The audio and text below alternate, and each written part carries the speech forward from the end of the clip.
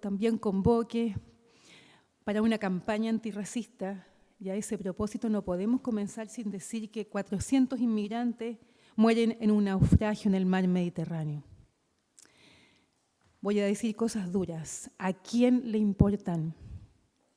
¿A quién le importan esas vidas, esos cuerpos, esa cantidad de niños que viajaban allí solos? Estos sí eran niños inmigrantes. 400 personas, huyendo de la guerra, de la violencia, de la barbarie. Nos preocupa mucho el rol que tienen las organizaciones de derechos humanos a nivel mundial. No basta con apelar o hacer un llamado a la comunidad europea respecto a lo que está pasando. Intentaban ir hacia Italia. Pero tratemos de pensar en nuestra cabeza, son 400 personas. Cuando esos datos se dan, probablemente son muchos más. Si nos detenemos a pensar que efectivamente hay un militar que muere en Haití y que eso provoca conmoción, no se trata de una economía de las vidas o una economía de los cuerpos. Toda muerte en estas condiciones es una barbarie, pero se trata de personas de África. Y por lo tanto, todo lo que ayer dijimos, probablemente todo lo que hoy día digamos, tendría que sumarse a algo mucho más potente y más fuerte que solamente un llamado de atención. ¿No será que se les desea aniquilar? ¿No será que se les está considerando desecho, basura? ¿No será un proyecto que tiene una racionalidad detrás para dejar de lado, abandonar, desproteger, asesinar de ese modo? Por lo tanto, los invito junto con nosotros a reflexionar, a escribir, a hacer arte, no solo a denunciar, a luchar, una palabra que da tanto miedo, ¿no?, contra el racismo en Chile. Muchas gracias. Bueno, es para mí un gusto presentar este panel, el panel que inaugura esta segunda jornada denominado Espacios y Racismo en Chile. Para discutir hemos invitado a tres panelistas, Camilo Arriagada, que me acompaña acá a mi izquierda, Pamela Zapata y Esteban Jiménez, que desde su práctica investigativa han abordado el tema de los espacios y el racismo en las ciudades, cómo se configura y las preguntas que de ahí van naciendo de sus propias reflexiones y sus propias prácticas investigativas. Les cuento a los panelistas sobre todo que cuentan con 20 minutos para su exposición. Vamos a ser rigurosos con eso. Posterior a la exposición se abre un espacio para las preguntas de los y las asistentes. Para tales efectos van a haber monitores del equipo con papeletas que ustedes levantan la mano, se van a acercar a ustedes y la pregunta solamente va a ser recibida en la mesa si viene en ese formato. Es un formato que va a ayudar a que puedan hacer lo más resumido posible su pregunta. Más que una reflexión, que sean preguntas, ojalá. Agradecemos de forma sentida a la Cátedra de Derechos Humanos de la Vicerrectoría de Extensión y Comunicaciones de la Universidad de Chile. Agradecemos al equipo Fondesit, liderado por la profesora María Emilia Tillú. Agradecemos a todos los que nos han apoyado, a Fundación Margen, a MAM, que están presentes hoy día también, y vamos a dar inicio a este panel. Vamos a partir con Esteban Jiménez. Esteban Jiménez es cientista político, es candidato a magíster en Ciencias Sociales de la Universidad de Chile. Sus temas de investigación y reflexión son la sociología del cuerpo, la inmigración, las experiencias concentracionarias y la geopolítica. Actualmente se desempeña en calidad de investigador tesista en el proyecto Fondesit Inmigrantes Negros en Chile, prácticas cotidianas de racialización, sexualización, que pertenece al Departamento de Sociología de la Universidad de Chile. Así que un aplauso para recibir a Esteban, por favor.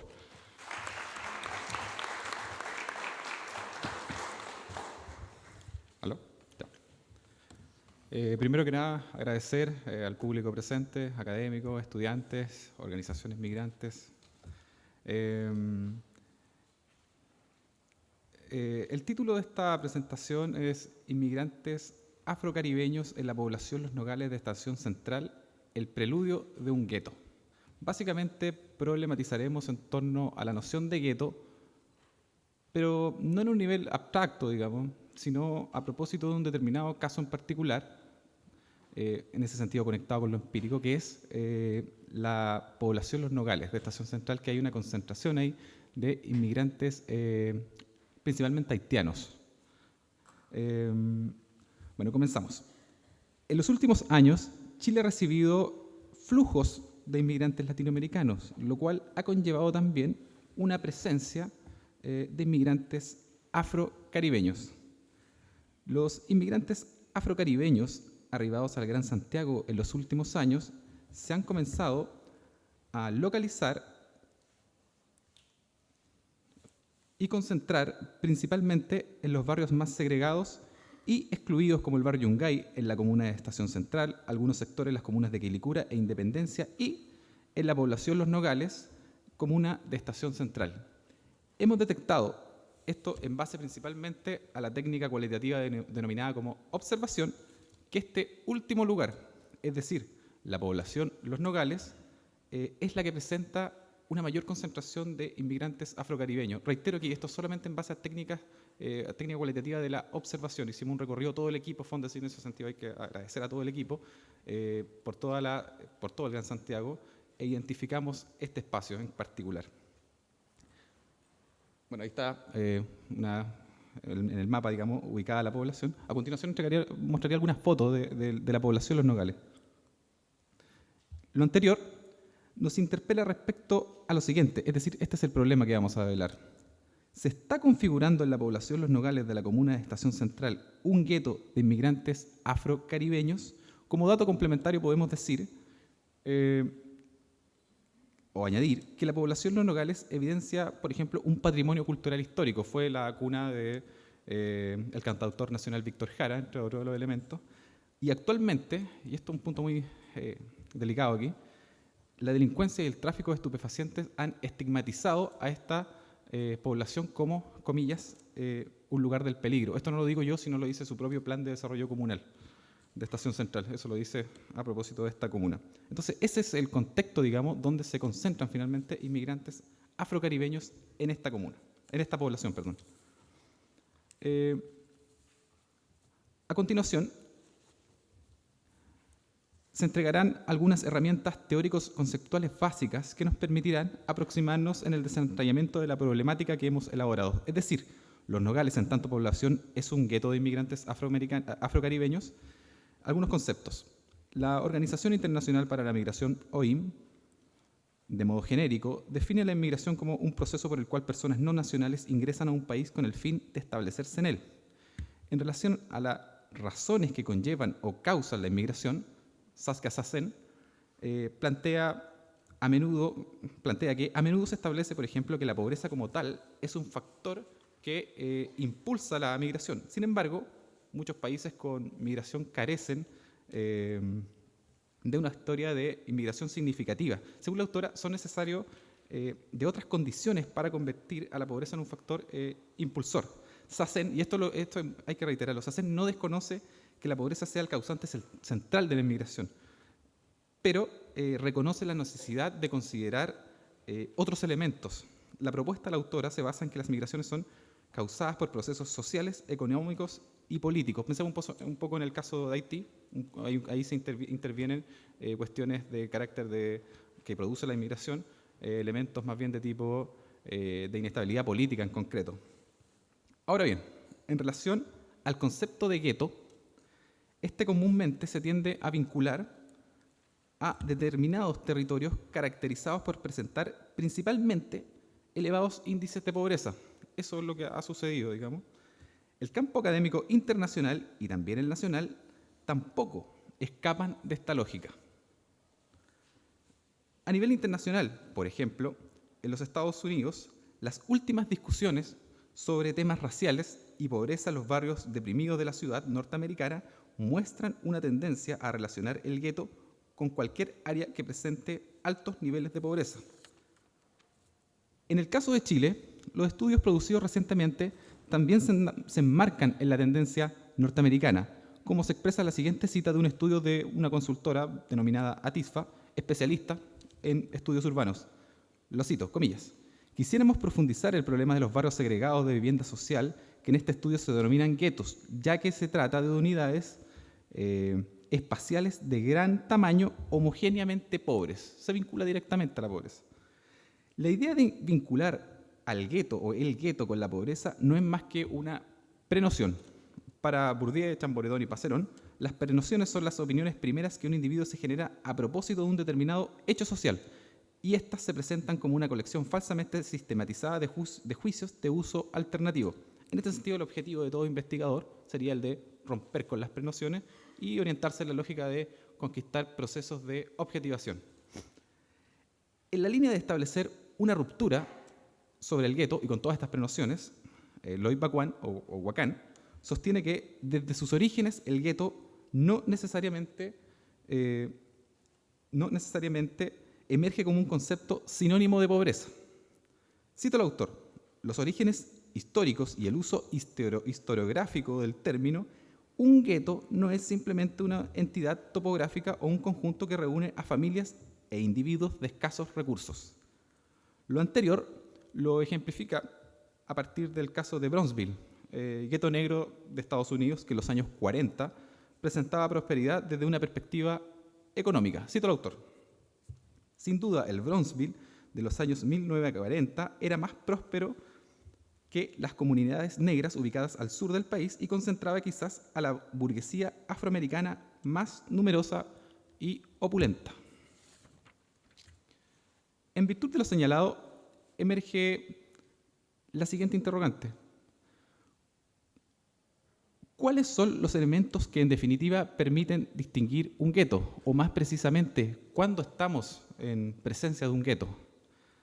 Para Wacan, un gueto puede ser descrito como una formación socioespacial reducida que presenta, y esto es lo central, que presenta uniformidad racial y o cultural. Esto último, la uniformidad racial y o cultural en un espacio-territorio específico, no se produce de modo voluntario por los individuos, sino que es forzoso. O sea, para que se produzca esta uniformidad, hay algo que lo impulsa esto, que impulsa que finalmente, por ejemplo, afrocaribeños se concentren. Hay un elemento forzoso en ese sentido, lo que plantea el autor.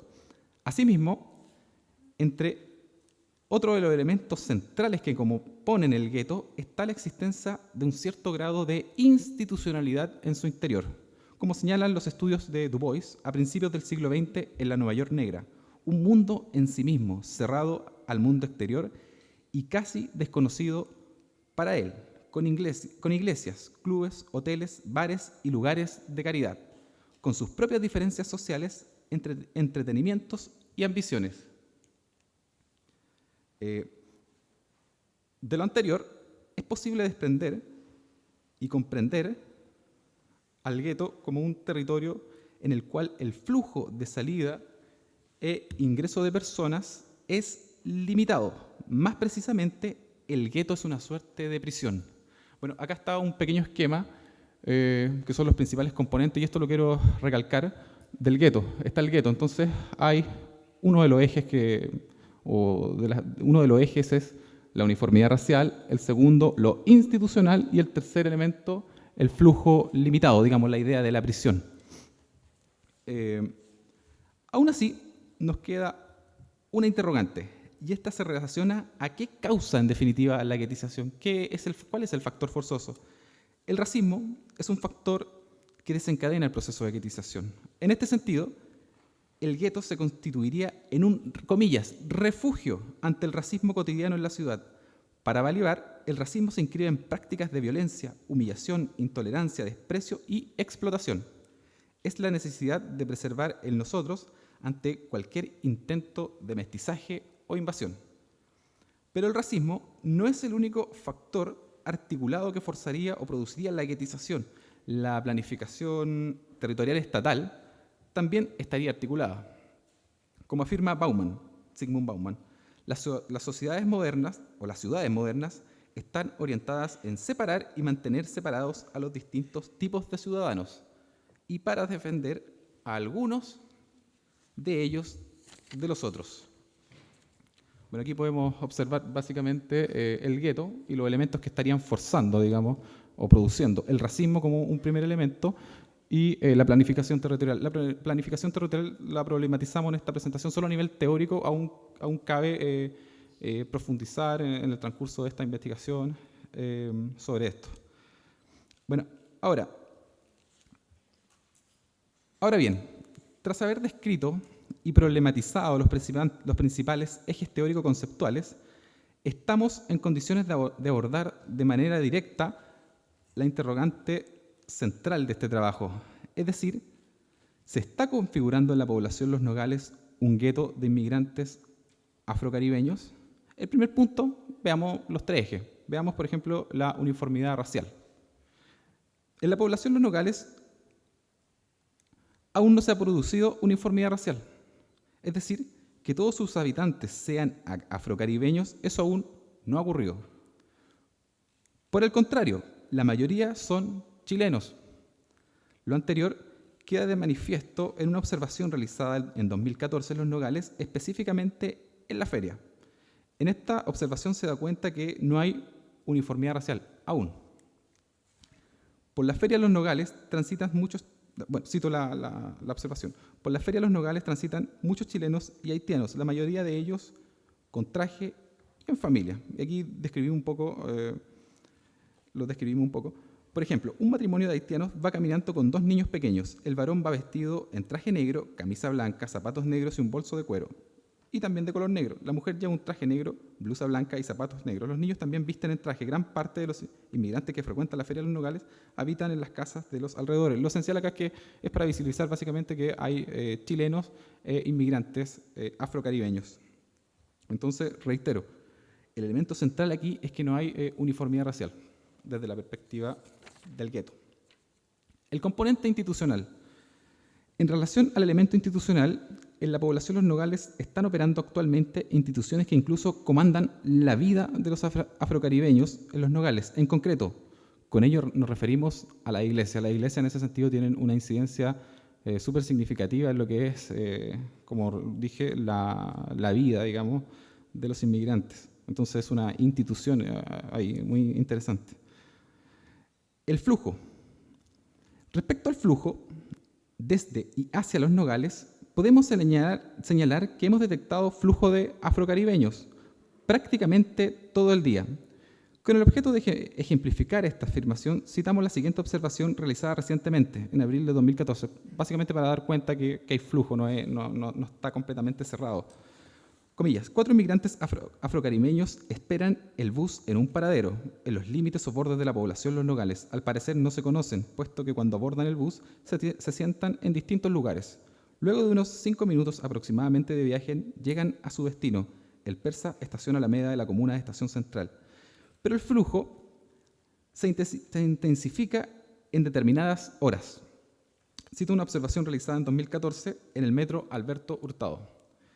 A las 6:30 de la mañana ingresan a la estación Alberto Hurtado principalmente afrocaribeños. Muchos de ellos provienen de las entrañas de la población Los Nogales.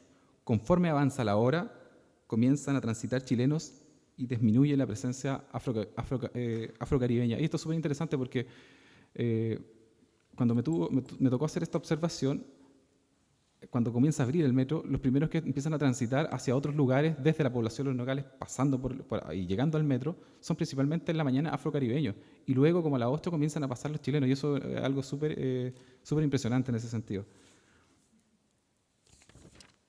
Entonces, ¿es en definitiva un gueto la población Los Nogales? En virtud de los elementos que hemos señalado, podemos decir que Los Nogales, en estricto rigor, no es un gueto en su sentido más canónico, puesto que los 3 elementos principales de un gueto, uniformidad racial, instituciones y escaso flujo, no son cumplidos en su totalidad.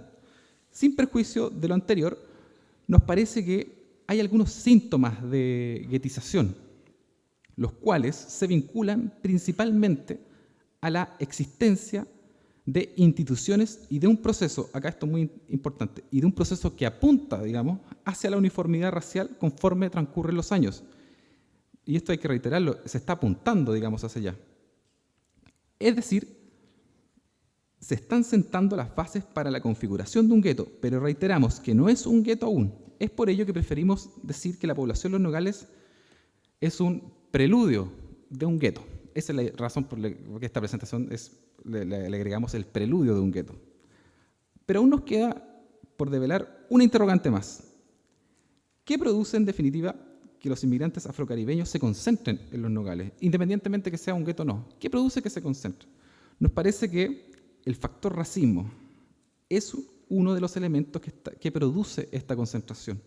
En esta lógica, Los Nogales se estaría constituyendo en una suerte de refugio ante el racismo, del cual son afectos los inmigrantes en otros lugares de Santiago o del Gran Santiago. Un ejemplo de racismo se visibiliza en las palabras de una trabajadora inmigrante afrocaribeña que nos dice, comillas, su esposo me dijo, ¿qué te creí? Que no quieres trabajar, estas negras, después ándate para tu país. Para mí fue un día, lloré, porque para mí que te insulten, que te humillen, cuando uno viene honestamente acá, uno se siente muy mal. Ese es como el racismo, y en este sentido la población de Los Nogales sería el refugio ante este racismo que los inmigrantes afrocaribeños viven cotidianamente en otros lugares, en el centro en general. Entonces, como a modo de conclusión, reitero, la población de Los Nogales no es un gueto, es más bien un preludio de un gueto que se apunta hacia la uniformidad racial. Hay instituciones y hay escaso flujo, pero eso es lo más interesante, que es un preludio de un gueto.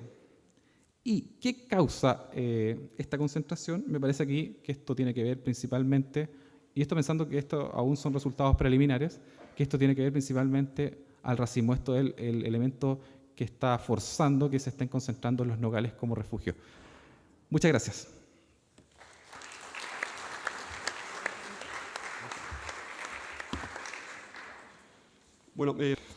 Bueno, continuamos con Pamela Zapata, que me acompaña acá a mi lado. Pamela es psicóloga de la Universidad de Tarapacá. Trabajó como psicóloga en consultorios municipales de atención primaria entre los años 2000 y 2002. Cursó el programa de doctorado en Psicología Clínica y de la Salud en la Universidad de Salamanca. Es académica del Departamento de Filosofía y Psicología en la Universidad de Tarapacá. Es postdoctora sobre trauma y pérdida en expresos políticos chilenos de la Universidad de Illinois y actualmente realiza un segundo postdoctorado sobre inmigración, políticas públicas e integración. El título de su ponencia se denomina Experiencias de investigación, desafíos y limitaciones en el trabajo con inmigrantes en la ciudad fronteriza de Arica. Muchas gracias, Juan Pablo. Buenos días a todos. Agradezco a la organización y a la profesora María Emilia la generosa invitación y valoro mucho principalmente el corazón que han puesto en la organización y en todo lo que han desarrollado aquí. Ojalá estas audiencias las tengamos en el corto plazo en nuestras salas de clase universitarias y que no existan tantas dificultades para que los alumnos extranjeros puedan cursar carreras con nosotros o venir a enseñarnos también. Bueno, partiré diciendo algo. Los chilenos no somos racistas. Solo lo somos ocasionalmente cuando alguien que consideramos de una categoría inferior por su color de piel y lo que le asociamos hace algo que nos disgusta, le va mejor y se atreve a pensar que está en igualdad de condiciones que nosotras y nosotros. En estas situaciones en que ese otro diferente se convierte en una amenaza para lo que nos corresponde por el hecho de vivir en nuestro país, entonces somos racistas. ¿Qué se cree ese cholo? No dejaré que ningún negro se atreva a cuestionarme, dice con tono molesto una adolescente chilena este verano al pasar por el control fronterizo de Chacayuta cuando regresaba de unas pequeñas vacaciones familiares en Arequipa. Bienvenida a mi país, pensé. Acto seguido, pasamos por un pediluvio con líquido sanitizante que nos desinfectó los zapatos, el mismo líquido por el que deben pasar los vehículos que provienen de Tacna. Estos símbolos fronterizos en este contexto, créanme que suman puntos negativos para lo que no queremos que se siga repitiendo. ¿Quién se cree que es ella? Haga lo que haga, no dejará de ser lo que es, dice un académico de la zona central del país a una académica ariqueña y de piel morena igual a la mía, tras sentirse amenazado y molesto por la valoración que su colega recibe de sus pares locales. Antes de iniciar este viaje, conversé con 2 personas que trabajaban día a día con la población inmigrante en Arica, solicitantes de asilo y refugiados. Uno de ellos me dijo, afortunadamente ya no hay tanta violencia con los extranjeros en la frontera. El otro me dijo: el racismo y la discriminación son pan de cada día aquí. Los colombianos y las colombianas han tenido que resistir a la violencia e incluso acceder a favores sexuales para poder entrar al país, y a las afro les va peor. Este trabajo presenta las particularidades de experiencias migratorias y de refugio de colombianos y colombianas que viven en la ciudad fronteriza de Arica. Se abordarán sus experiencias de vida, sus motivos para venir a Chile, las experiencias de frontera, la llegada al país, el inicio de una nueva vida, las dificultades y oportunidades percibidas para quienes solicitan refugio. Para esto se expondrán los principales resultados de 2 estudios. El primero de ellos acerca de los contenidos de noticias de inmigrantes en los principales medios de comunicación de prensa escrita en la región 15 de Arica y Parinacota. Un segundo estudio planteado desde un enfoque de trauma y pérdida asociado a la persecución política y la violencia en Colombia estudia las valoraciones de un grupo de mujeres colombianas en torno a sus experiencias de vida en el país de acogida. Finalmente, y a modo de reflexiones finales, les compartiré un texto inspirado en el taller de las 3 palabras de la socióloga norteamericana Laurel Richardson acerca de este proceso investigativo. En el extremo norte de Chile o en el sur de la macrorregión centro-sur andina, como muchos entendemos el espacio en el que se encuentra la región 15 de Arica y Parinacota, está situada la ciudad de Arica, muy próxima a la frontera de Chacayuta y de Santa Rosa y a la ciudad vecina de Tacna. La frontera de Arica y Parinacota tiene una extensión de 167.6 kilómetros con Perú y de 220.5 kilómetros con Bolivia. Siguiendo autores como Rivas, esta frontera comprende un espacio de intercambio y de movilidad hacia ambos lados, que incluye el límite por el que se debe transitar para llegar de un lado a otro junto a los procesos que allí se viven. Coincidiendo con Morales, trata de espacios de desarrollo de una serie de actividades que ocurren en cada estado y que tienen la frontera como un centro de referencia. Esta vida fronteriza se ha caracterizado por el movimiento poblacional bidireccional durante décadas y es la principal puerta de entrada al país de inmigrantes sudamericanos que ingresan por medios terrestres a través de diferentes puntos oficiales y no oficiales.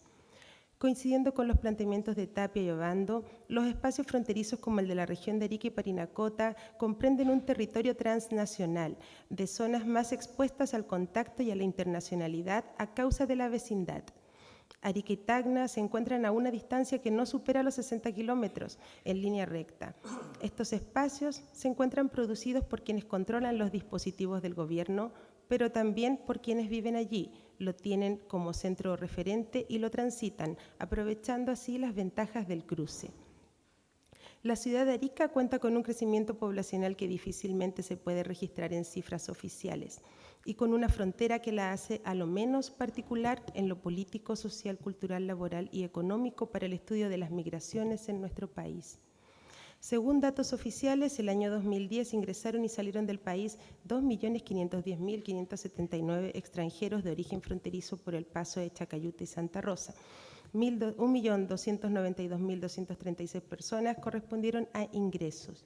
Según el Departamento de Extranjería, al año 2014, la población extranjera residente en la región alcanzó un 7% de la población. Este porcentaje oficial se traduce en 14.577 personas para una región de más de 210.000 habitantes.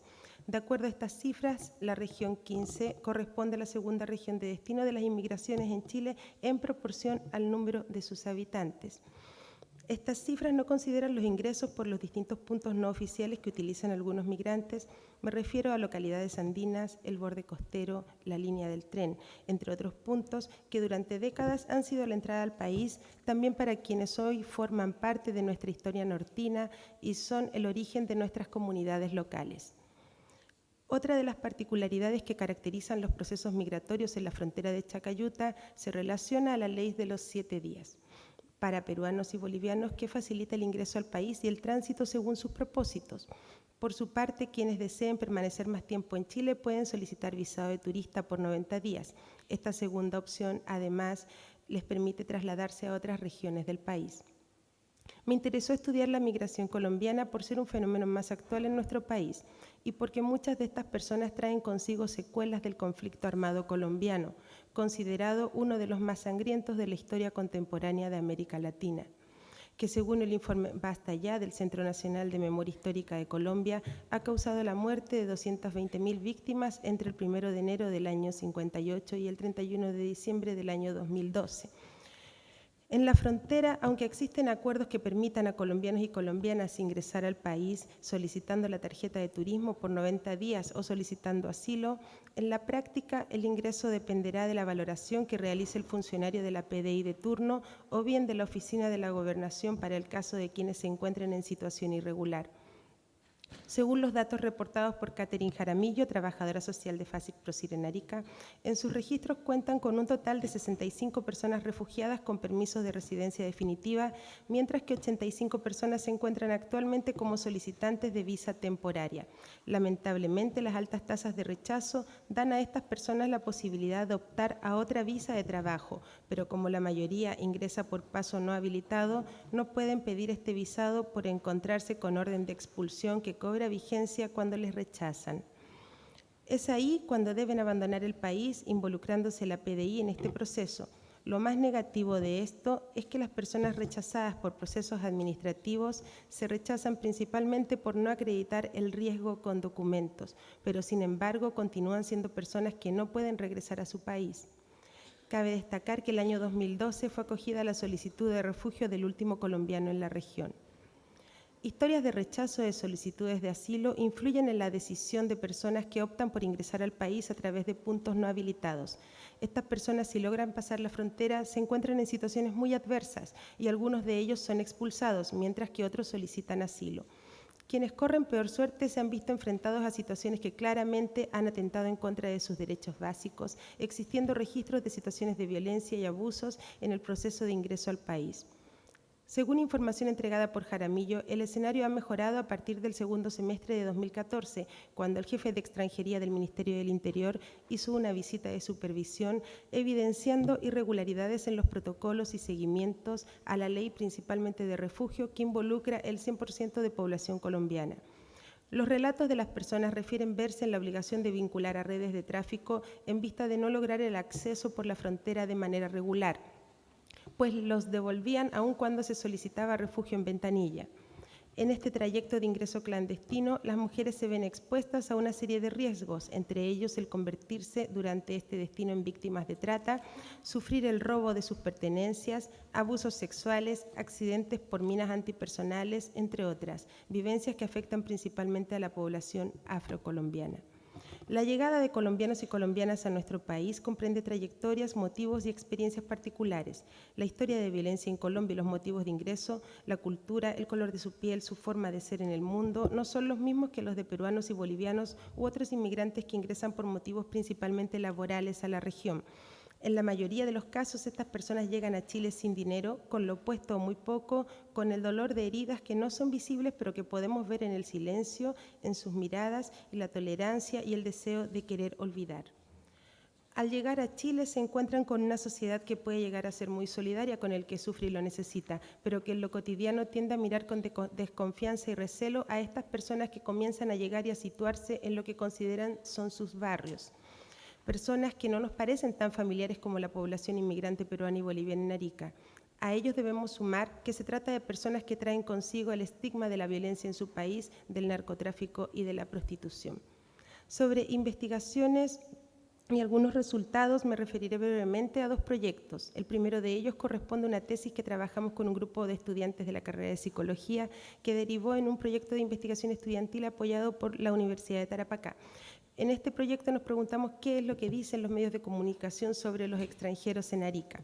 El proyecto incluyó información referida a peruanos, bolivianos y colombianos. En esta presentación resumiré algunos registros generales que nos permitirán contextualizar la voz de la prensa escrita en la región.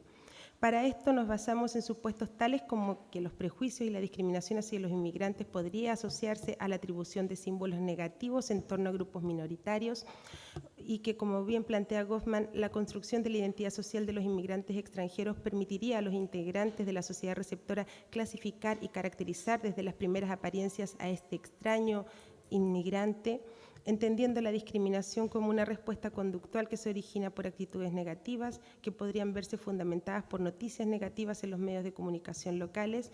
Los medios de comunicación entonces serían agentes transformadores de la vida de los individuos en la sociedad, influyendo en las percepciones y las relaciones de los individuos, y la comunicación a través de estos medios como agente que justifica, persuade y estimula la realización de ciertas acciones. Para el caso de Chile, como plantea Stefoni, la prensa jugaría el rol de difundir, hacer pública y homogénea la imagen de cómo los chilenos ven a los inmigrantes, y estudios previos en nuestro país ya han demostrado que el contenido de estas noticias tiende a mostrar aspectos negativos como la ilegalidad, delincuencia, la violencia y la amenaza, lo que sumado a un enfoque de la ley de inmigración concibe al inmigrante como un peligro y una amenaza para la población local. En base a la teoría del framing, desde un marco interaccionista simbólico, se realizó entonces un estudio cualitativo de análisis de contenido temático sobre las noticias de dos medios de comunicación, el diario La Estrella de Arica y el diario de divulgación electrónica El Morrocotudo. Se establecieron categorías de análisis y se analizaron los contenidos de 523 noticias, que fueron las que se publicaron sobre población migrante entre abril de 2012 y marzo de 2013. En este periodo se registraron 328 noticias en el diario La Estrella y 195 en el segundo diario.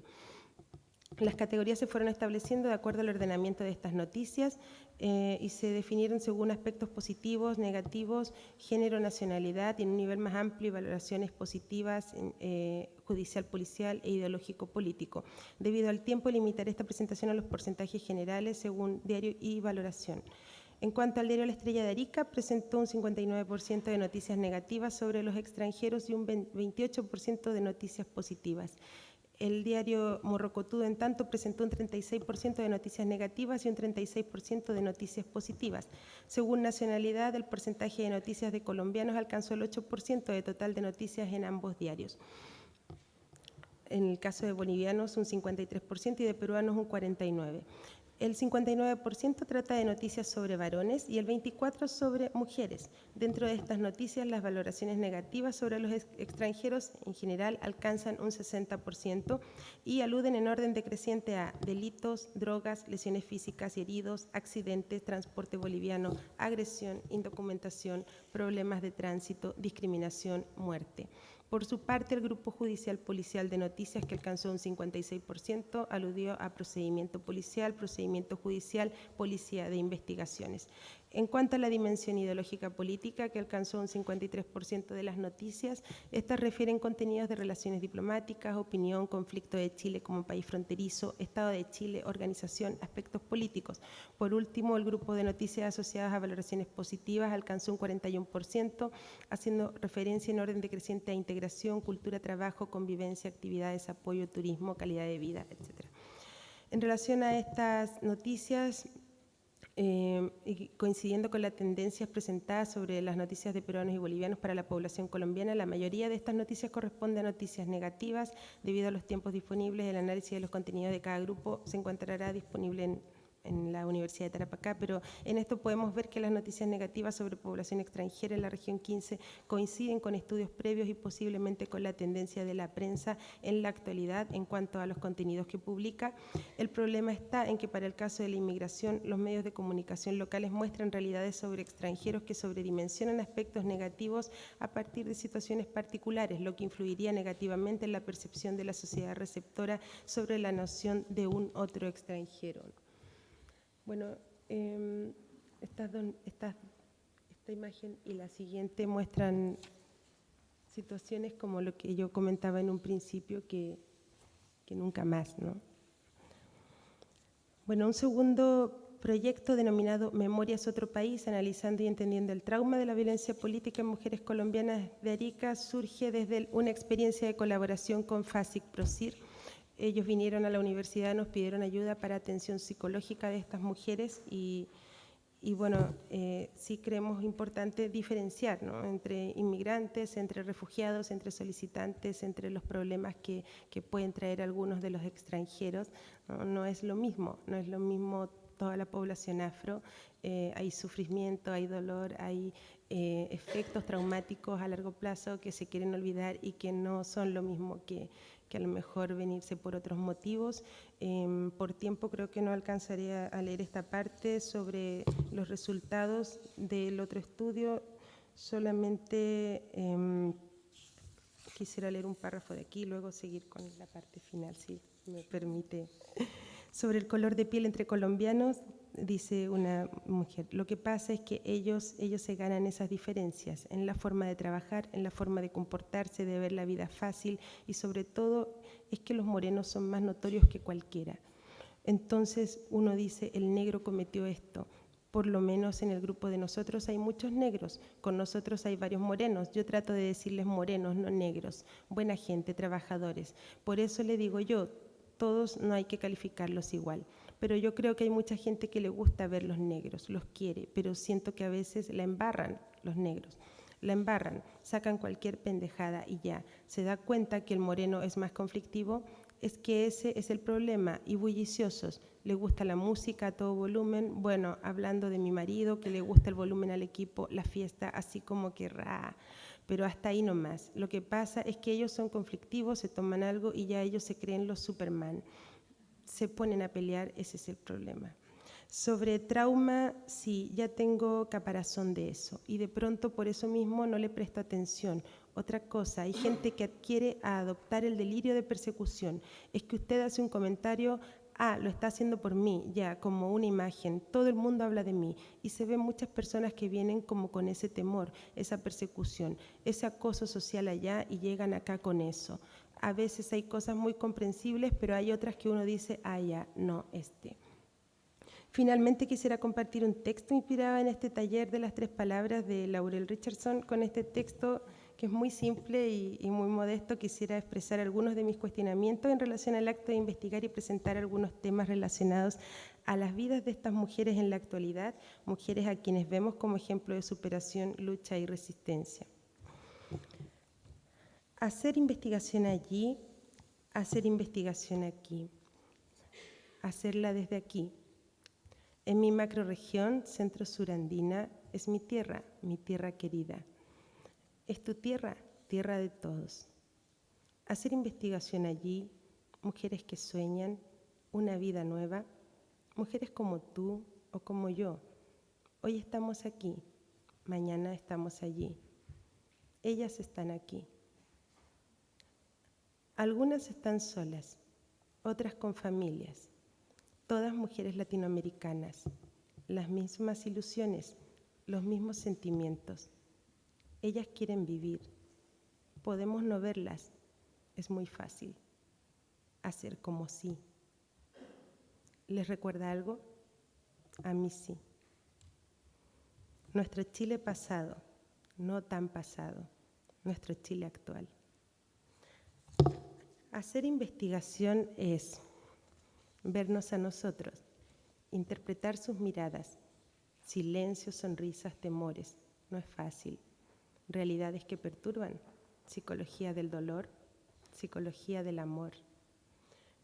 Han perdido todo, sus anhelados recuerdos, sus vidas familiares, sus sabores deliciosos, arepitas, lechona, buñuelos. ¿Cómo podemos empezar? Y nuestra sociedad les mira preocupada. Váyanse, no regresen, no las queremos. Las roban maridos, se visten mal, solo quieren provocar, con esos cuerpos y esos movimientos repudiados y deseados, fuera de aquí. Pero están aquí y algunas sufren, sus familias separadas, sus vidas quebradas, la amenaza presente está en ellas, en sus ojos, lo puedo ver. Siento el temor y ellas sonríen, ellas se ilusionan, pero ahí están, fantasmas que rondan, ellas pueden verles, ellas sienten temor, temen ser encontradas. Mejor no estoy en zona fronteriza. Ellos están aquí. Los recuerdos aparecen, el miedo despierta. Verdad o ficción es la vida, verdad y ficción. Su verdad temida, que quieren olvidar. Pero aquí están, y sus problemas siguen siendo ajenos. Guerra daña inmunidad, decía Kant. Problema de todos. Los fantasmas rondan, los nuestros también, y parecen coincidir. Están allí afuera, no dejan trabajar, nos hacen olvidar. Hacemos como si, ¿les suena conocido? Tierra, verdad, reparación. Magnitud, ferocidad, degradación. Ley de víctimas, formación, Estado, nación. En tierra querida, Chile, silencios, olvido, racismo, discriminación, normalidad, una historia conocida.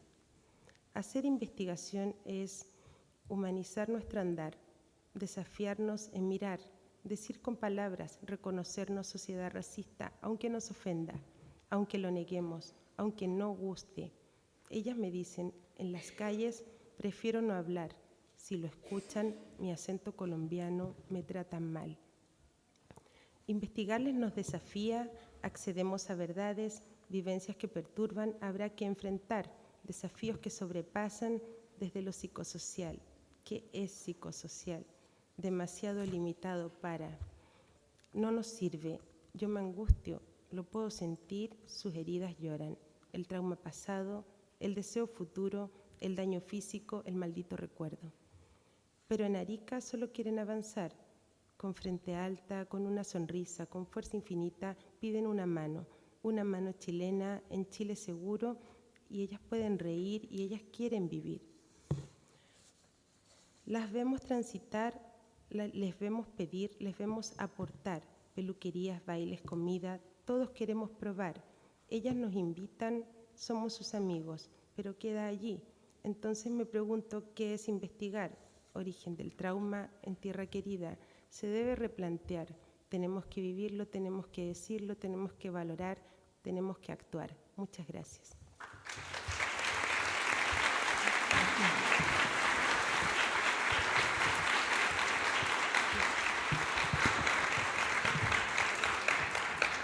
Bueno, muchas gracias, Pamela. Están llegando las preguntas, así que le voy pidiendo que en estos momentos que yo rellene un poco, las vayan acercando a la mesa para no interrumpir a los expositores.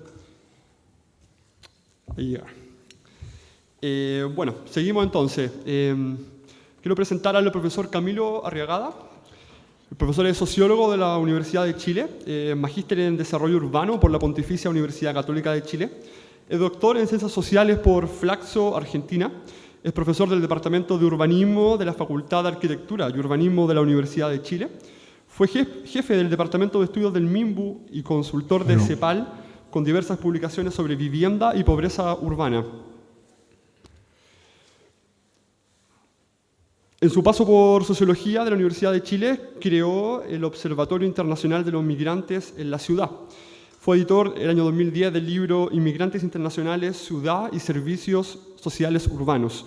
La presentación, el título de su ponencia, se denomina Barrios Centrales Emergentes y Procesos de Integración, Discriminación de los Inmigrantes, Minorías Visibles a Comercios Urbanos y Vida de Barrio. Buenos días, muchas gracias. ¿Se escucha bien? Sí. Primero que nada quisiera felicitar por la realización de este proceso de investigación Fondesit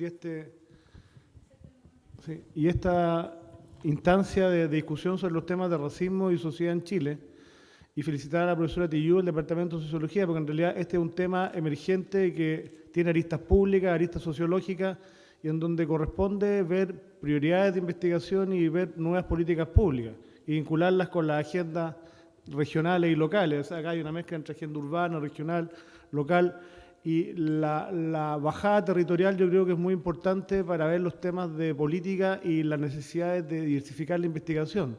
Porque en general, claro, no hay un racismo, hay racismo dónde, cuándo, con quién. En realidad la fragmentación regional es un tema relevante y en general uno no puede tener respuesta única y las políticas tienen que ser muy finas, porque es un tema nuevo, que emerge mucho la probabilidad de discriminación o de racismo aumenta con la interacción y la globalización ha aumentado las interacciones y hay ajustes en las estructuras sociales, que yo creo que es lo que me quiero referir.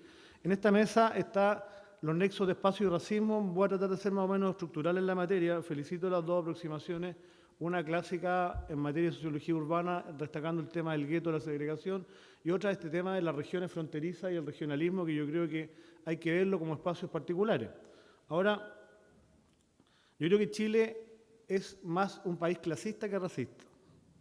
Y si bien el racismo puede existir, va a estar supeditado a esa otra característica o tributo y por tanto uno, no es que no sea racista, sino que uno tiene que entender el tema del clasismo para entender cuándo hay relaciones interclase e interclase y los fenómenos de interacción activan o no procesos que afectan la biografía de las personas de manera...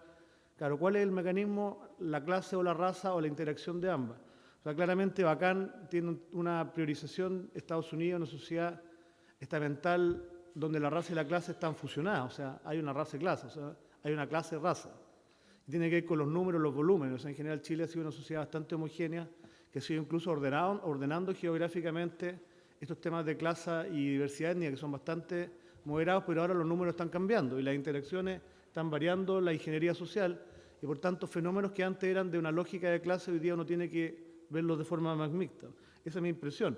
Ahora, el cambio de los 60 y los 70 a los 2010, el mismo Bacán que hablaba del gueto ahora cambia la discusión al hipergueto de la globalización y dice en realidad que él se equivocó al ver de forma tan negativa este gueto afro del Estados Unidos, de la parte del racismo más duro, porque en realidad era una comunidad y ahora ya no es una comunidad. O sea, en realidad el hipergueto quebró la comunidad de alguna forma extraña y lo que a él le parecía negativo ahora la ve las raíces de la cohesión.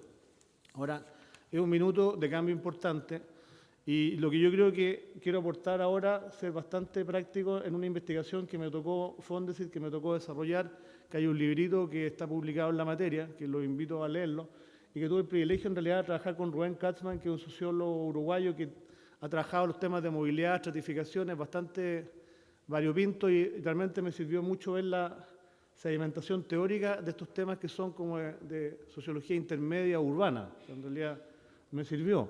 Ahora, nosotros estudiamos trayectorias de superación, nosotros estudiamos historias felices, no estudiamos historias tristes.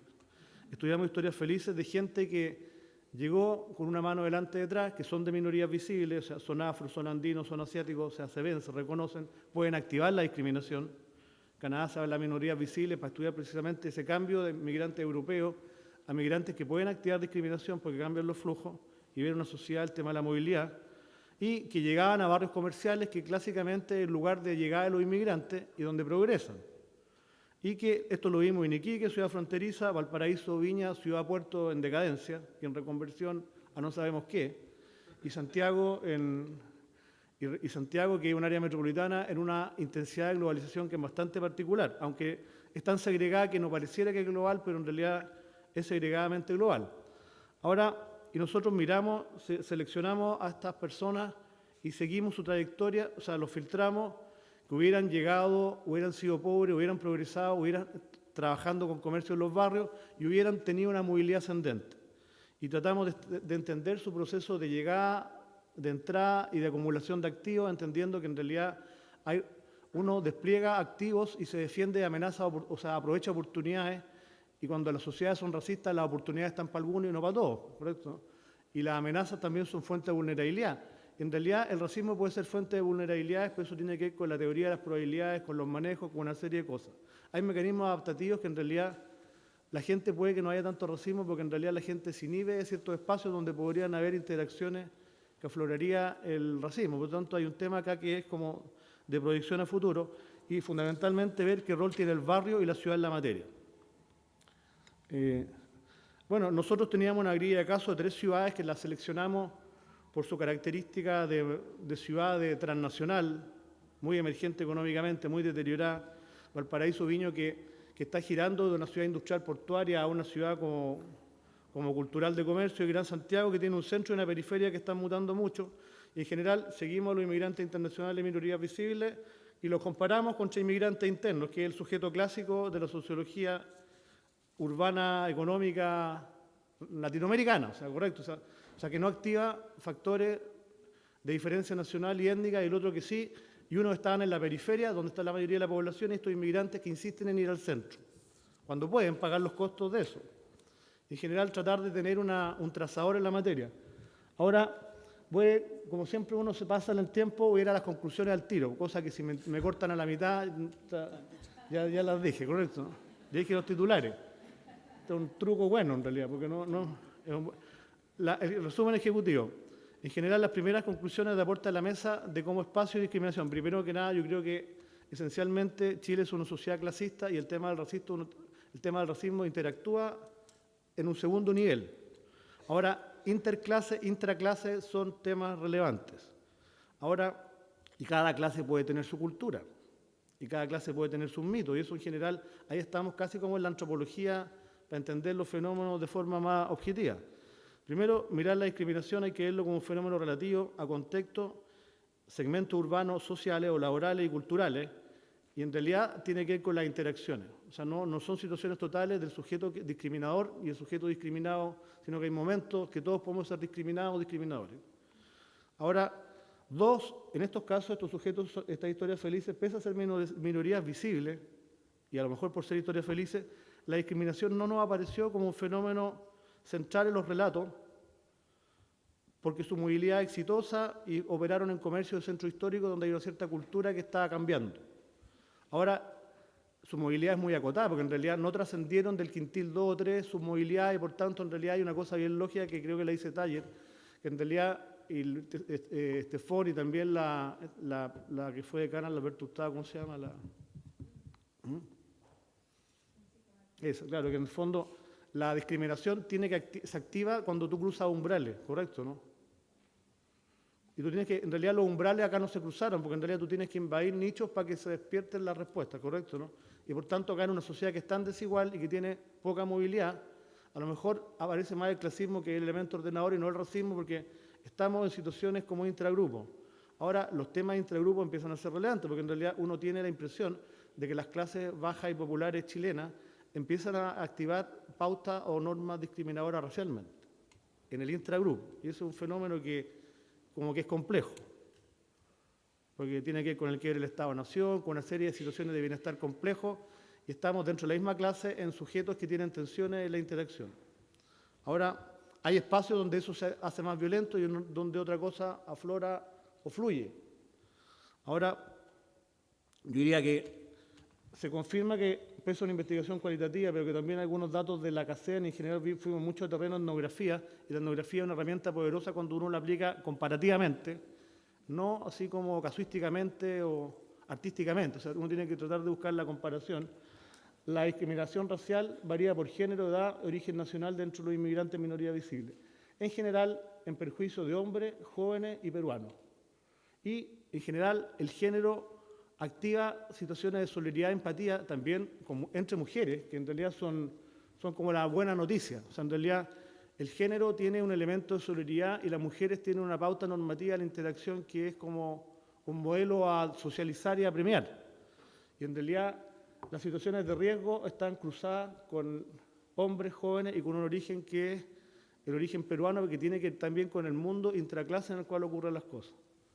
Ahora, claro, el chauvinismo, el nacionalismo también, que otra variable correlacionada tendría que estudiarla y va a estar inversamente correlacionada con la clase social. O sea, por tanto, acá lo que quiero destacar es que los procesos de movilidad del ingreso existieron y fueron acotados y a lo mejor no se aparece el racismo porque no alcanzaron a activar discriminación en nichos. Claro, habría que ver si esto hubiera invadido las capas superiores o ciertos espacios elíticos y de hecho los inmigrantes trabajan todo el día. O sea, su progreso ha sido por trabajar, no existe el tiempo libre. Tienen algunos amigos con relación del trabajo, que la gente con la que trabajan mucho con chilenos, y en realidad traen a su familia cuando le va bien y el resto es su vida y su trabajo, ¿correcto? Por tanto, se repliegan del espacio público. Hay una cosa que es muy interesante, que siendo el centro un espacio en reconversión y de regreso al centro y mucha mixtura y espacio público, la gente no sabe que, o sea, en realidad, si uno analiza los microdatos y ve las pautas de interacción, estas torres de renovación urbana o los vecinos antiguos de Santiago cohabitan con conventillos inmigrantes y no los ven. Son como fantasmas. En realidad hay una pauta de interacción en el espacio público que ellos se repliegan. Y en realidad en el norte también la gente, me recuerdo mucho en la entrevista a una mujer boliviana, que ellos su necesidad de espacio público, como es transnacional, la recrean volviendo a su pueblo y ahí bailan. O sea, en realidad, porque en realidad la interacción fundamental es bailar en su comunidad. Y eso no es posible acá, por tanto, en realidad acá trabajan. O sea, el espacio público lo tienen en su punto de origen. Ahora, son cosas de microsociología porque son relevantes. O sea, no se activa racismo Claro, en el caso de los hombres peruanos puede que en realidad su uso del espacio público sea más notorio, en realidad la fiesta, el alcohol, en general eso activa situaciones de violencia, ¿correcto? ¿No? O sea, acá hay una cosa más antropológica que uno tiene que generar políticas locales para generar seguridad en general de manera más aterrizada. Hay nuevos temas de política urbana local, que es el tema del acceso a la localización, el tema de la vivienda, muy complicado porque está asociado al trabajo y los inmigrantes tienen mucha vulnerabilidad a situaciones de explotación en arriendo, viven en viviendas muy miserables porque la localización es demasiado relevante. Se autoexcluyen de los espacios públicos los migrantes, que hay que aprender a leerlo. Y está el tema del comercio y el desarrollo de barrios deteriorados, que yo creo que es un nicho importante de potenciar el tema del acceso a crédito. Por favor. Ahora, yo me quiero destacar algunas interrelaciones espacio urbano, discriminación, raza en un tema más teórico de globalización.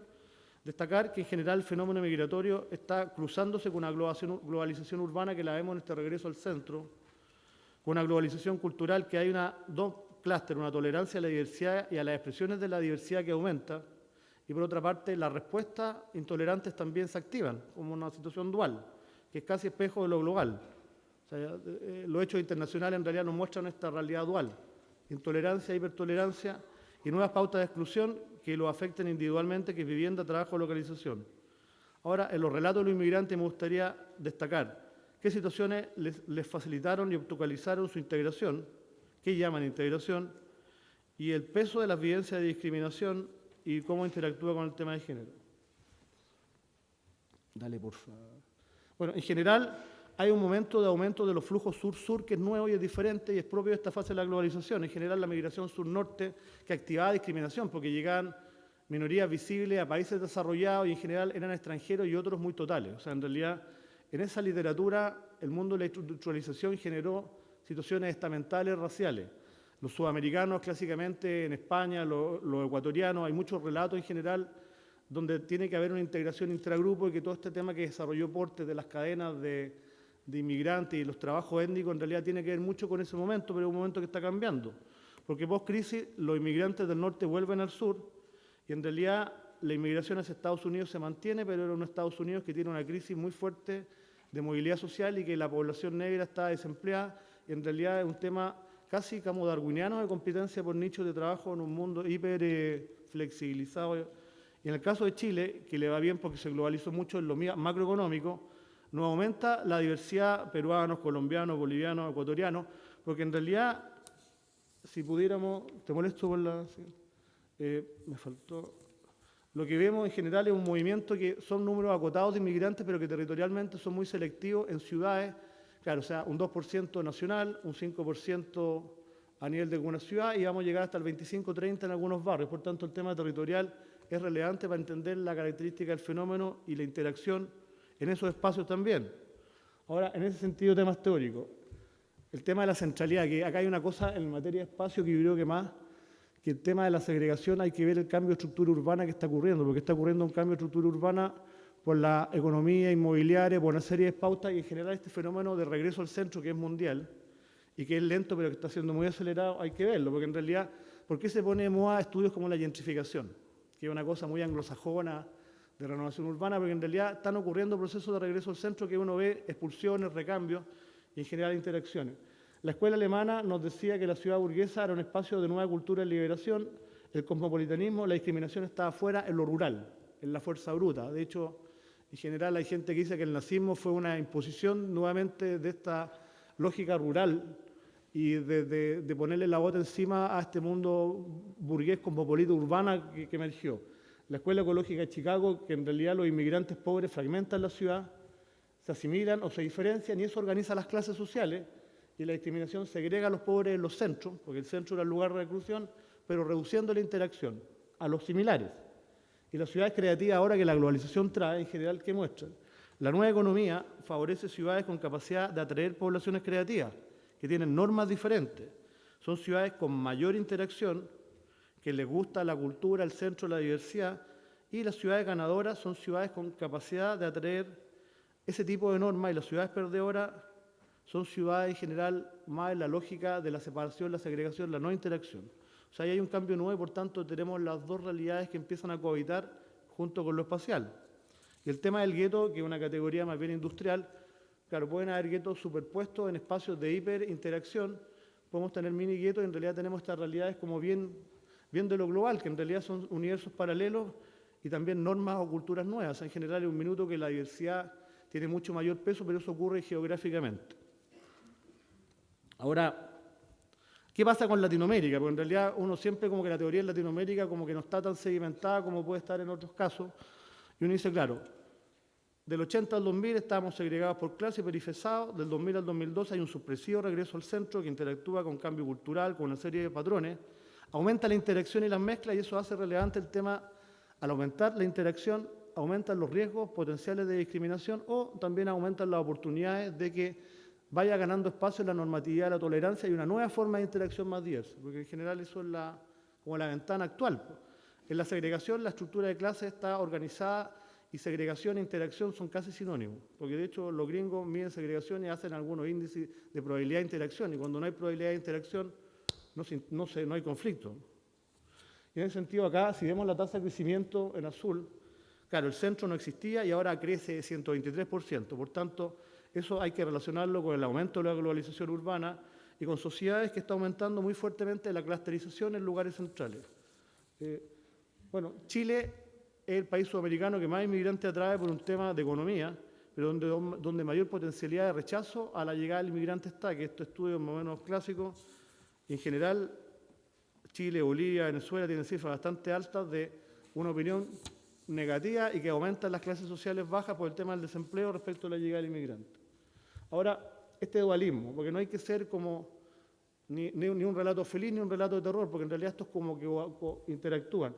En la prensa, que la prensa chilena es muy buena para destacar el tema de la seguridad y los fantasmas de clase asociados al tema de la inseguridad, porque están súper sobre representados, eso se lo pasa de nuevo a los inmigrantes, pero hay dos clases, o sea, en realidad hay un código de racismo abierto, el inmigrante es un victimario, el otro que aumenta la inseguridad, y cohabita con códigos políticamente correctos. Si vamos a la siguiente, en realidad estructuralmente tenemos, claro, la cuarta que sería el medio, es más claramente en actantes de criminalidad social inmigrante o delitos cometidos por inmigrantes, sobre representa el delito y sobre representa es otro, pero en general eso cohabita con una denuncia de los crímenes contra inmigrantes, el tema del arte y la cultura y el tema de las malas condiciones de vida que está siendo un fenómeno nuevo.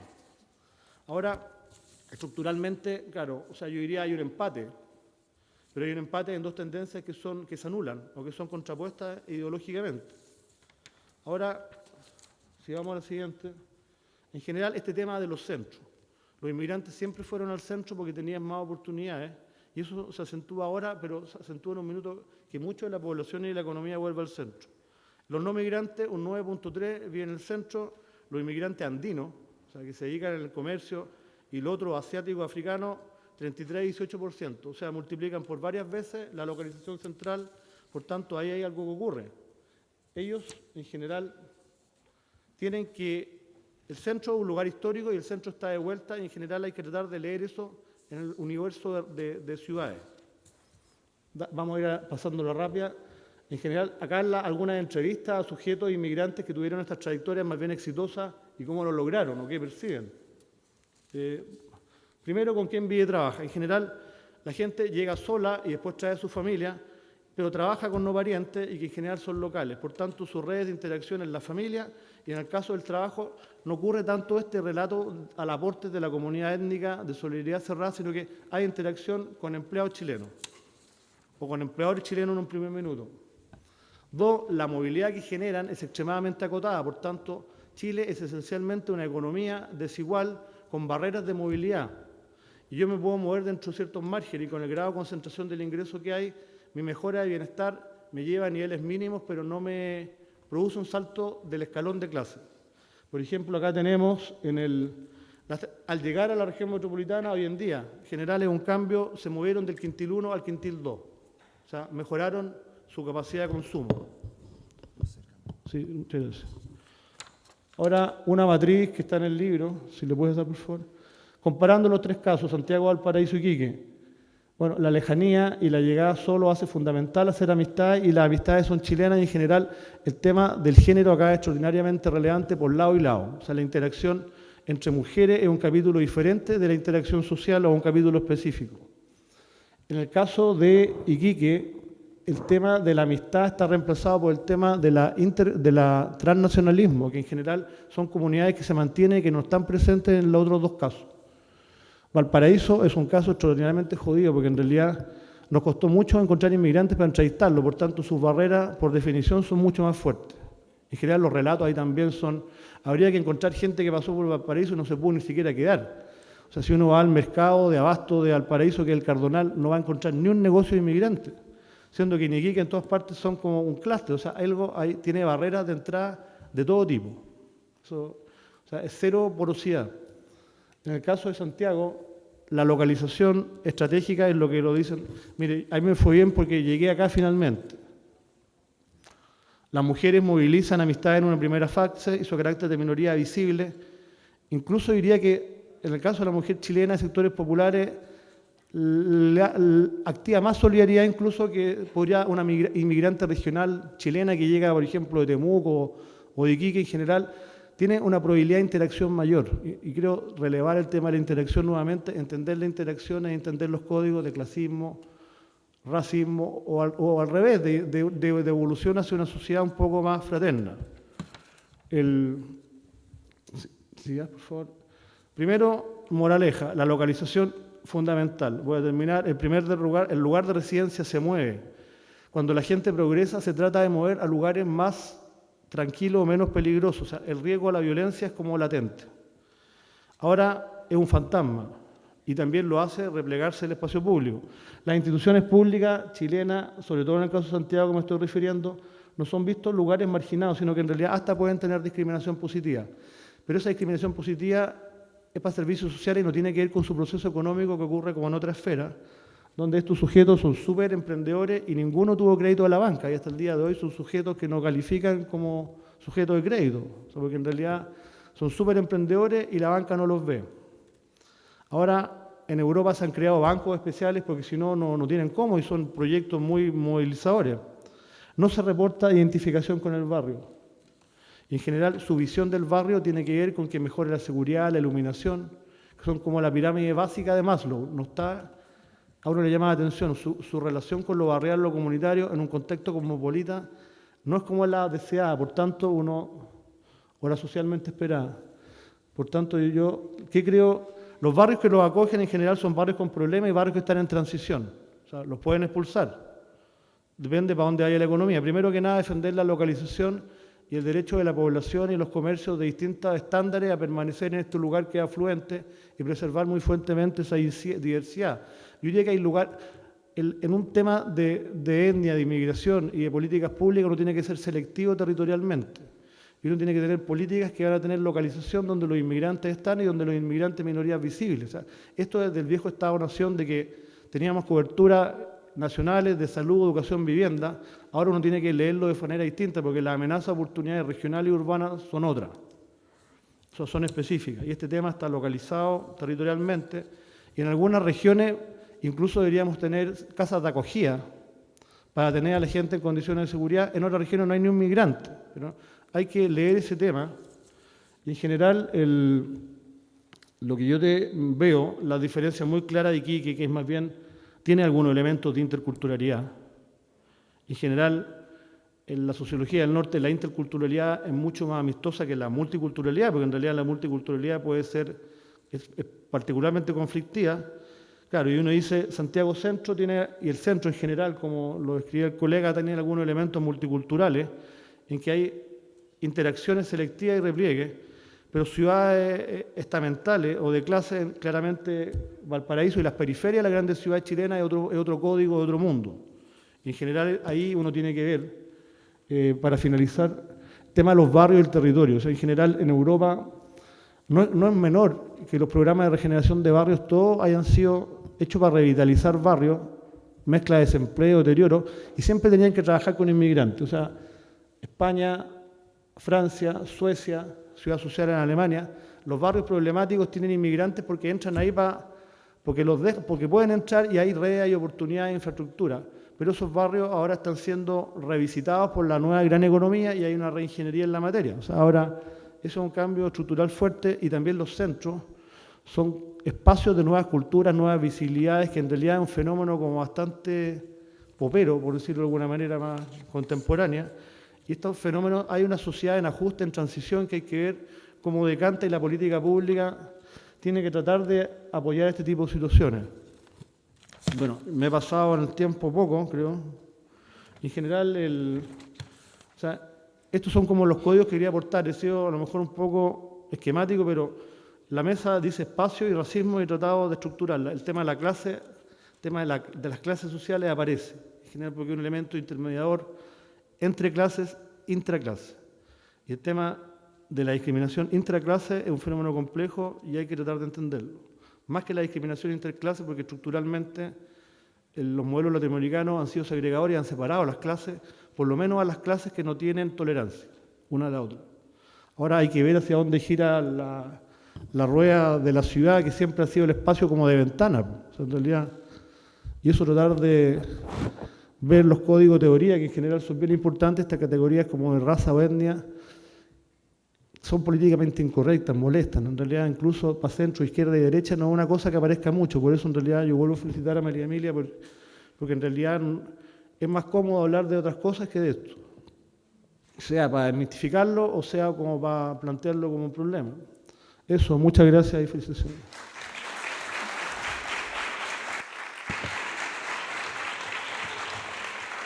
Bueno, agradecemos a los tres expositores, también agradecemos la participación de ustedes porque de verdad llegaron muchas preguntas. De hecho, la mesa ya no me alcanza. 15 minutos tenemos. Sí, no, sí, he hecho el ejercicio de juntarla. Créanme que me he esforzado, así que si quedan algunas cosas fuera, les pido las disculpas, pero intentaremos que todo quede dentro. O lo conversamos en el café, es una buena idea. Pero bueno, quiero hacerles preguntas directas a los tres expositores, así abordamos los temas que se están preguntando de manera puntual, y así agradecemos también el esfuerzo de ustedes de poder generar preguntas, digamos así, cerradas y no tan reflexivas por un tema de tiempo. Para Esteban aparece la idea, si puede desarrollar más la idea del elemento institucional al interior de la constitución de un gueto, y también un poco te invitan a la reflexión de la lógica del campamento o la entrega de, comillas, departamentos sociales desde el Estado chileno y qué pasa ahí con la idea del gueto entre chilenos, entendiendo que a lo mejor habría, dice la pregunta, una unidad racial o una simetría racial. Para Pamela te piden una reflexión en torno al sexismo como una categoría de análisis estable y móvil, estable dentro de la idea del racismo, y hablar sobre la ley de refugio, si hay algo ahí que aparezca, sobre el apoyo psicológico de los exiliados o de las exiliadas. Para Camilo, hay una reflexión en torno a la idea de Chile planteado como un país clasista y discriminatorio desde la exposición, pero ¿qué pasa contra esta minoría visible, negra? ¿Qué pasa con esa relación dentro del espacio, los espacios locales? Y también una pregunta ligada a la idea urbanística de cómo se explica la apropiación por parte de los inmigrantes internacionales de los caracoles en el centro de Santiago, entendiendo la conformación dictatorial que tuvo arquitectónicamente estos espacios. ¿Y qué aspectos consideraría que falta investigar en temas de materia de política pública sobre vivienda en el caso de inmigrantes? Eso. Les pido por favor ser lo más preciso posible. Dale. Bueno, respecto a la primera pregunta, elemento institucional, esto aún es incipiente, aún son las primeras aproximaciones, y es la Iglesia, principalmente evangélica, lo que nosotros hemos detectado como que genera en cierta medida una configuración en la vida cotidiana de los inmigrantes afrocaribeños. Pero más que eso, también hay por ahí algunos clubes deportivos, pero en general hasta el momento no hay una mayor reflexión sobre ese punto.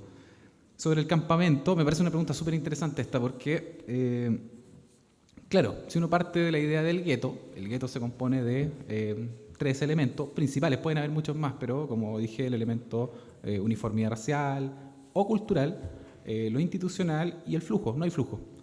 Y esta pregunta es súper interesante porque, claro, si uno opera en esa lógica, un campamento, y si hay una uniformidad cultural, sin duda que es un gueto, y si está limitado y además hay instituciones, claramente es un gueto.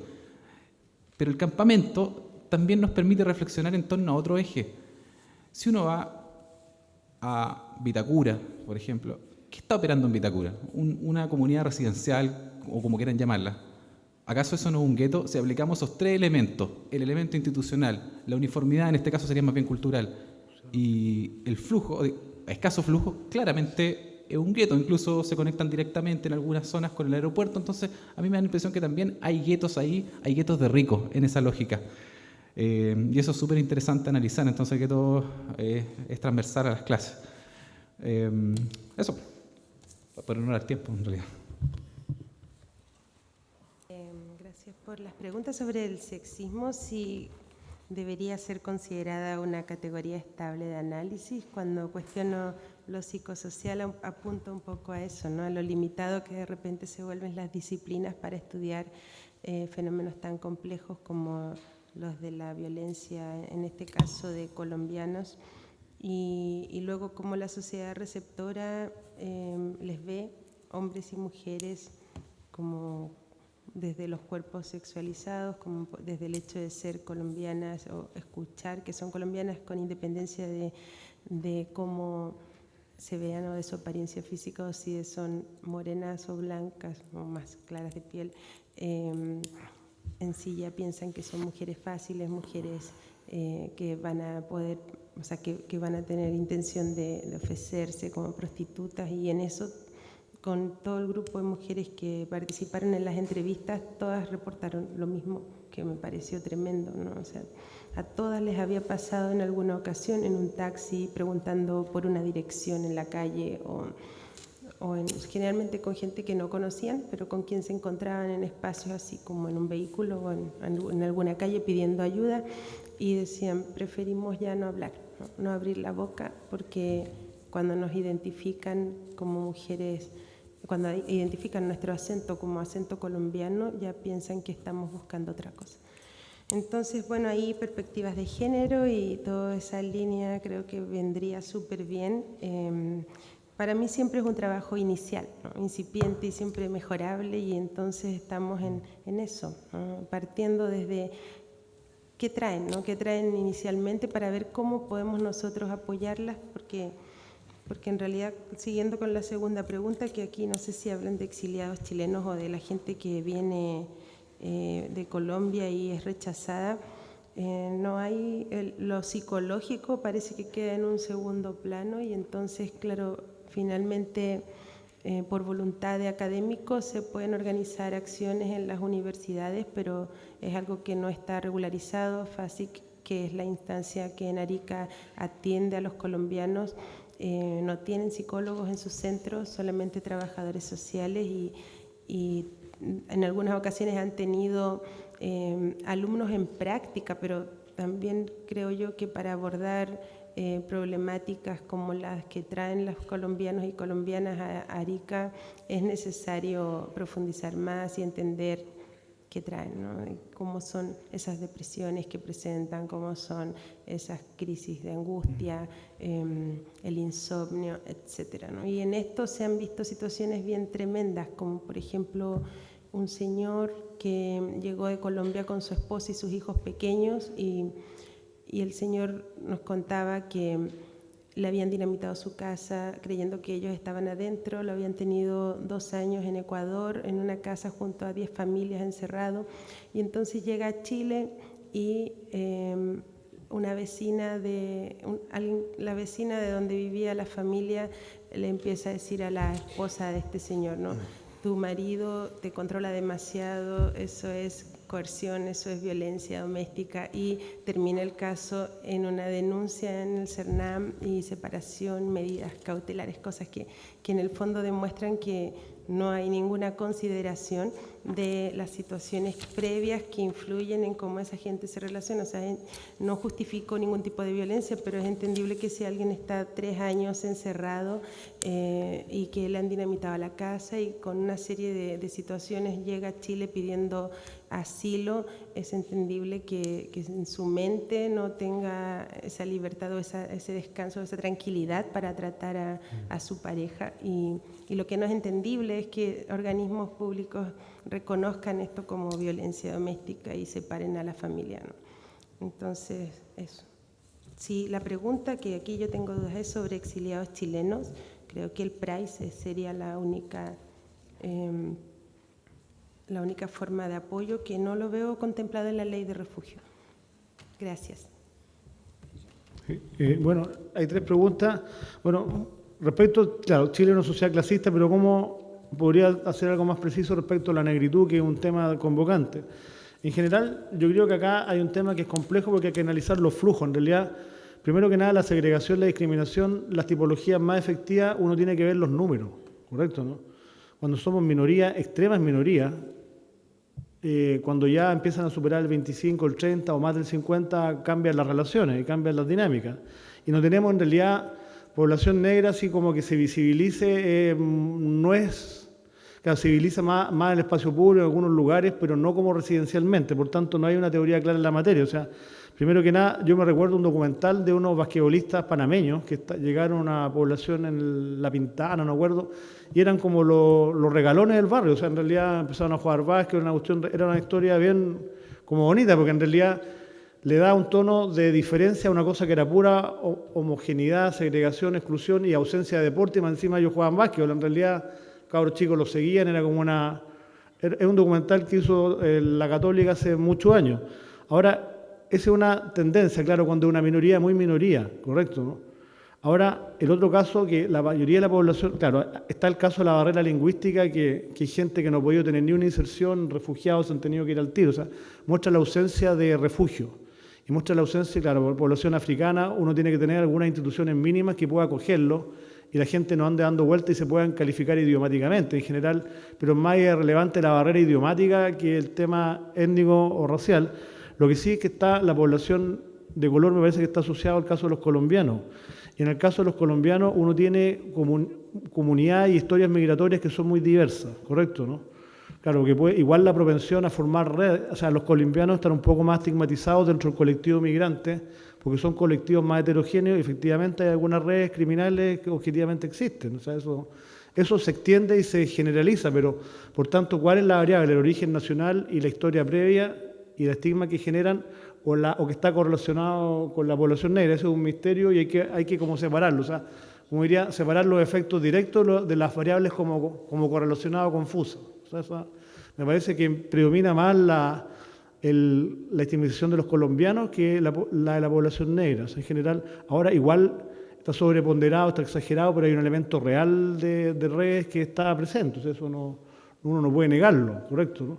Ahora, en el caso de los caracoles, bueno, es una pregunta, se han hecho estudios sobre los caracoles, y los caracoles son como un nicho hiperdeteriorado, porque estas cuestiones se construyeron mucho en los años 80 y quedaron inutilizados y fueron los costos de arriendo más baratos, o sea, como la galería en la época argentina, en la época de Menem también, que están muy, muy botadas y en general son espacios de infraestructura deteriorada, pero eso está cambiando, en realidad esos lugares se están encareciendo, los arriendos también, por tanto es un nicho en el cual, de un nicho central, en este sobrenicho se metieron los inmigrantes porque tenían oportunidades y generaron ciertos clústeres, pero en realidad yo creo que ese fenómeno está cambiando y en realidad hay más tendencia a la expulsión y a recambio por actividades más rentables, porque en general yo diría que el tema de los caracoles habría que observarlo, porque efectivamente tiene la característica de la galería, fue un refugio de actividades de inmigrantes muy diversas, algunas deseables, otras más indignas, pero en general el tema yo creo que está cambiando y esos espacios en realidad la amenaza de desalojo es muy fuerte.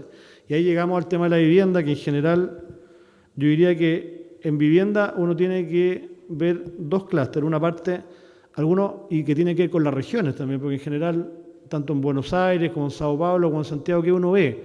Uno ve Tugurio, y el Tugurio es una casa vieja, que adentro está subdividida informalmente, su arrienda por pieza, 180 o 200 mil pesos, y la gente paga por una casa que se puede derrumbar o caer en cualquier minuto, porque lo fundamental es el trabajo y el ingreso, la relación con la economía. Y el inmigrante, por eso uno va a tener situaciones como la cerca de Mapocho o en la Estación Central, en la cual uno tiene edificios miserables que muchas veces son patrimoniales, con riesgo de derrumbe, y adentro se genera un inquilinaje, un arriendo especializado en trabajadores inmigrantes, porque son los que van a pagar esa plata para trabajar y comerciar ahí. Ahora, y eso uno lo ve cerca de Retiro, uno lo ve en Buenos Aires también muy fuertemente, o sea, en general, en ciudades también que se dedican a los mercados de abastos, también empieza a aparecer este submercado arriendo que carece de regulación porque Chile no tiene una política clara de vivienda patrimonial y rehabilitación. En general ese fenómeno se presta para eso. Y la contracara es que, claro, que hay algunos municipios que a esta altura de la vía, lo que a mí me pareció en Canadá una práctica exitosa es que uno tiene que tener una capacidad de alojamiento mínimo para que el tema del refugio, por ejemplo, sea una realidad en general, sea para homeless, sea para inmigrantes, sea para gente desalojada o refugiada, uno tiene que tener algunos establecimientos de acogida en caso, y eso no lo tenemos. Eso en realidad, y no estoy hablando de volverse loco construyendo edificios, sino que estoy hablando de 1.000, 1.500 de unidades que tengan la capacidad de acogida, eso es un tema rotatorio. Obviamente que eso no es un tema de mercado, es un tema que el Estado tiene que hacerse cargo y donde sea necesario implementarlo, pero lo que uno ve en los países desarrollados, la gente no puede estar botada en la calle y estas situaciones, sobre todo en ciudades fronterizas, pueden generar riesgo de eso. Ahora los desastres naturales están aumentando su efecto sobre cierto tipo de campamentos y cierto tipo de campamentos que en zonas del norte están correlacionados con mucha mayor presencia de inmigrantes, o sea, por tanto los afectan más. Por tanto, el tema de Tocurio Central y el tema de campamentos en zonas con pique económico y que coincide con el norte y con zonas fronterizas, claramente afecta a los pobres y dentro de eso a los inmigrantes, más.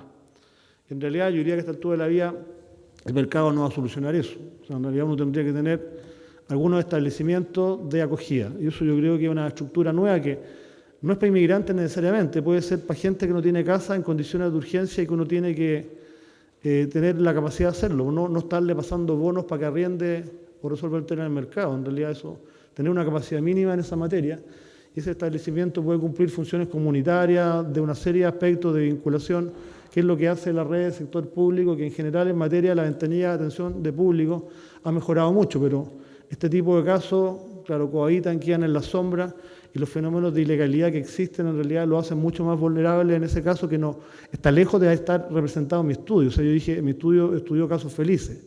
No estudié casos ni de legalidad, ni de frontera, ni de discriminación, que eso eventualmente ahí es como la onomatopeya de los fenómenos de vulnerabilidad. Claro, o sea, a lo mejor no serían intravistables, porque no están, volvieron, lo echaron, no sé si se entiende, en general no son ubicables. O sea, esa es como la contracara del caso que investigué. Eso es lo que podría decir un poco a ustedes. Bueno, cerramos de esta forma la mesa. Agradecemos a los expositores. Les pido un aplauso para los tres.